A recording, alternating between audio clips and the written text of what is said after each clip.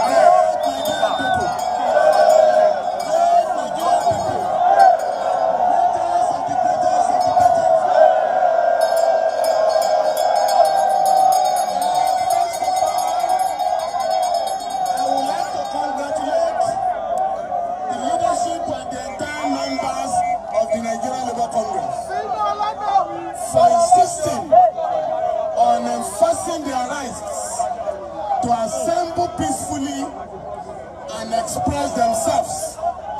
What you have done today is a major victory in the annals of our history.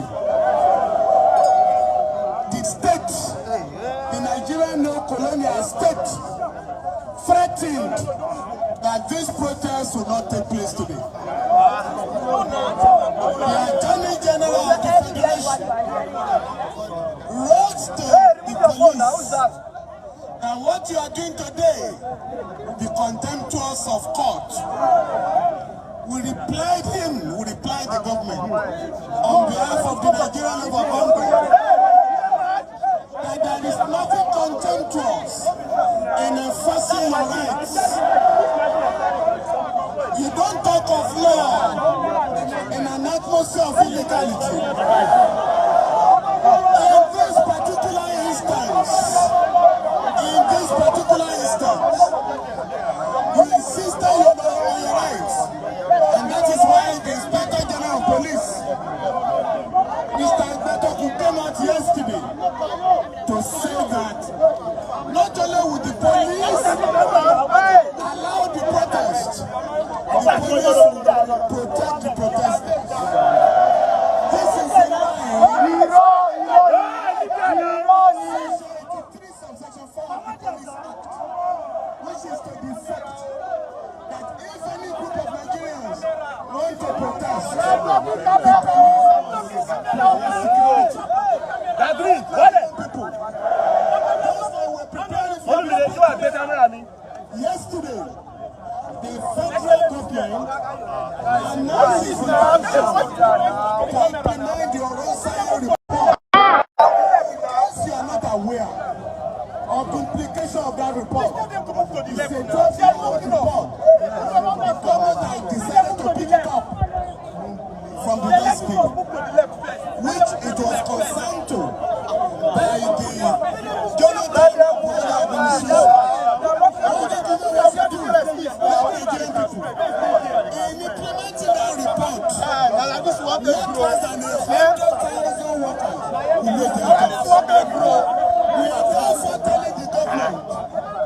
we are saying to the government, if you want to reduce the cost of governance in Nigeria,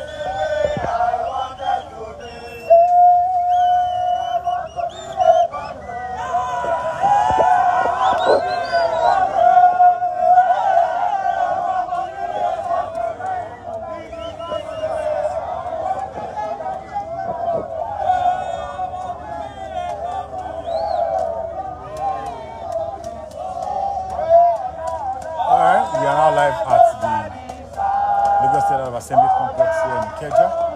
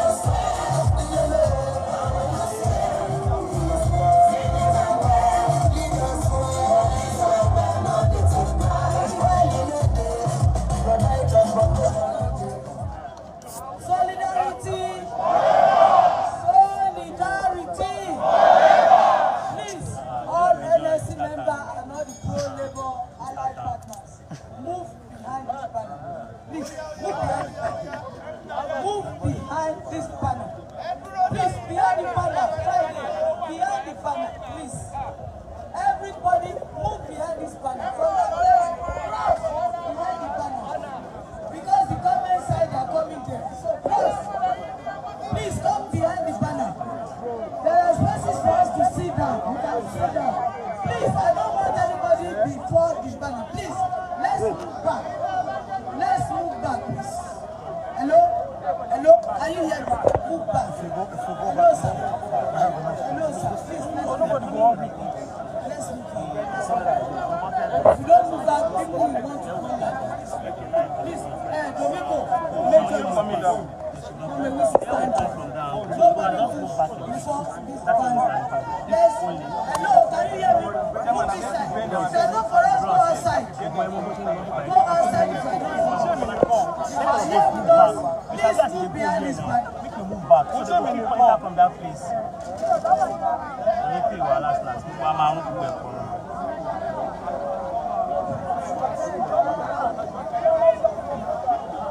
Please, gentlemen of the press, can you move back? Exactly. Let's move back. Last. Close. Let's move back. Let's move back. Solidarity! Please move back a little bit. Please, nobody cross this line. Nobody comes before this banner. Please, let us be orderly. We are organized labor. And so we are organizing ourselves on a peaceful protest here today. When the union inspiration through the water flows.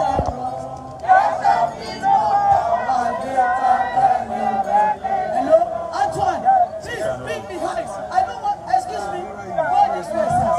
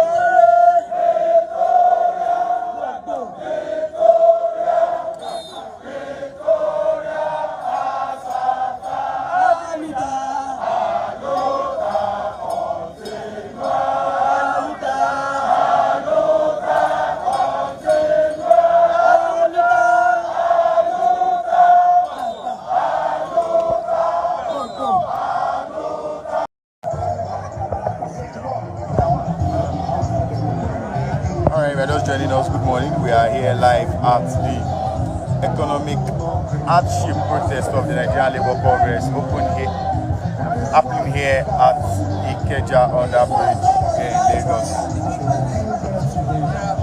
You can see members of organized labor up and ready to protest to the Lagos State House of Assembly in Alausa. Earlier, the chairperson of the NLC addressed the press alongside the Commissioner of Police. Actually, she handed the microphone over to the Commissioner of Police, who is here with his men for security reasons. She gave him the mic to say a few words of assurance to ensure that indeed there will be security officials available to ensure the safety of the protesters. She equally ensured. She also said that the protest was going to be peaceful, like it has always been whenever the NLC protested at the same venue in the past. So the work is going to be from here at the Ikeja Under Bridge all the way down to the Lagos State Assembly in Alausa, where the protest letter will be submitted.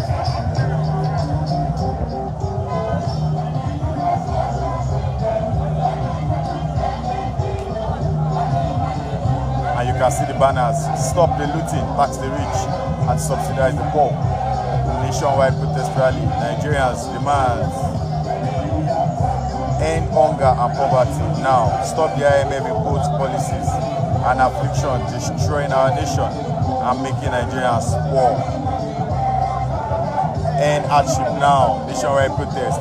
They bought yachts and SUVs for themselves and shared billions of naira, but refused to increase minimum wage. Yet they told the people to endure hunger and poverty. End hunger and poverty now. These are just some of the banners held up by members of the Nigerian Labour Congress here at the protest ground in Ikeja.